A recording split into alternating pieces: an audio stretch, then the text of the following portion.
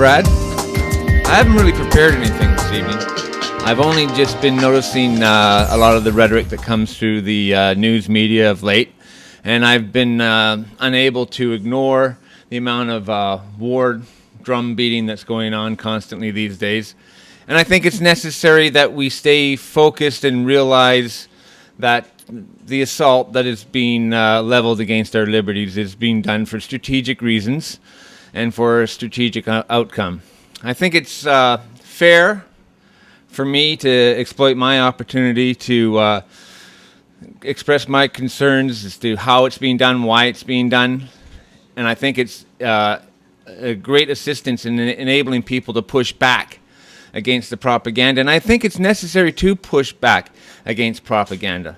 Because if you don't, people will just simply go through the path of least resistance and go right into the slaughterhouse. It is not necessary to do so. It is necessary to speak back. It is necessary to give people the information they need to make alternative decisions instead of the ones that are prefabbed and provided for them. Now, we are not alone in fighting this propaganda. There's a lot of people look at the CBC and CNN and the mainstream media, and they go, oh my, this is horrible. They're freaking me out. The propaganda's taking over. But that's not exactly 100% the case. Yes, it is a very serious situation. Yes, it is something that we need to turn around. And yes, we do have to push back, and maybe that does entail some conflict. Your opinion may be contrary to somebody else's opinion. Maybe sometimes you just have to face up and give your opinion. But we're not alone. Freedom Free for All, we're an alternative news media, but there are other sources of media in Canada that are actually addressing the propaganda. I have a few excerpts from a particular article that I noticed come across the wires today, and I'm just simply going to quote one of these articles. This one has been made by a Brandon Martez. That's Martinez.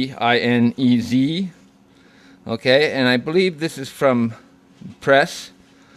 He made an interesting observation in regards to the rhetoric we're getting out of our parliament buildings these days.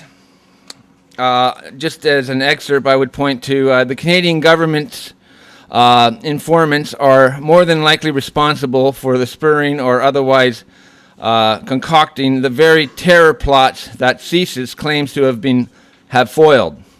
Just like its counterpart, the U.S. has been caught doing the same thing time and time again. Problem, reaction, solution.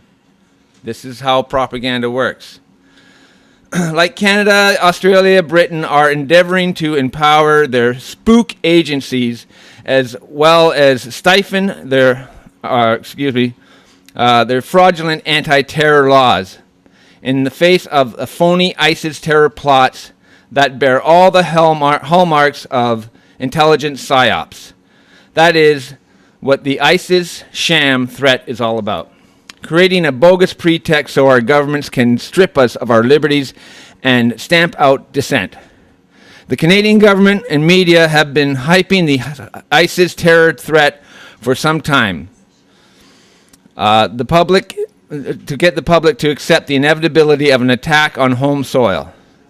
The masterminds of the Ottawa attack, where one Canadian reservist service was killed, designed as a mind control mechanism to steer the public opinion in favor of U.S.-led coalition against ISIS, which Harper signed onto several weeks ago. Harper gave a laughable, emotive speech on the day of the shooting, mimicking President George W. Bush's attack on our values. If anybody hates us for our freedoms, it's our own government, which is bending over backwards to write this to extinguish what our very freedoms that we have left. So the real problem is with the government propagandists who are insisting on writing into law terror laws and restricting us and trying to shut us up and get us not to speak out. Well, it is my intention to do the very opposite. When this happens, this is the time to speak out. This is the time not to be frightened. The fear of being exposed, I would rather be afraid of not being exposed. I'm more afraid of not being counted in the number of people who will speak out when the time to speak out is now. It's a unique opportunity in time. We have more information. They have greater surveillance devices. They have a better ability to spy on us. So what?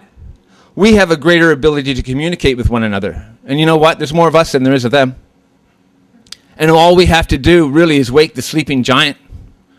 And it's like that Gregors was pointing out. We are making progress. More people are responding to the message. We had a banner drop last 9/11. We're getting more people responding positively in the highway. This is our moment.